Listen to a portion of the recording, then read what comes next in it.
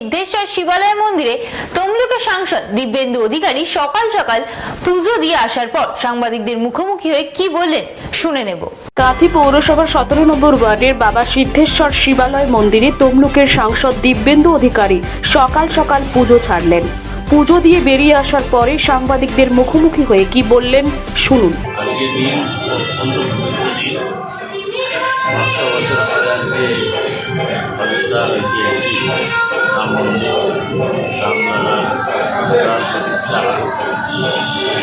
আর আজকে সোমবার কালীন কারণে শীতকে আরো প্রয়োজন করেছে যারা আমার মহিলা তারা শরীর কাছে প্রার্থনার আগে আমরা চাইব সুখ শান্তি সমৃদ্ধি দেশ আরও এগিয়ে যাক। প্রভু শ্রীরামচন্দ্রের আশীর্বাদ বর্ষিত দেশে হানাহানি সব বন্ধ হোক। আজকের দিনটাকে সকলে যেন মর্যাদার সঙ্গে পালন করে কামনা রাখবো। প্রভু রামচন্দ্র ভগবান শ্রী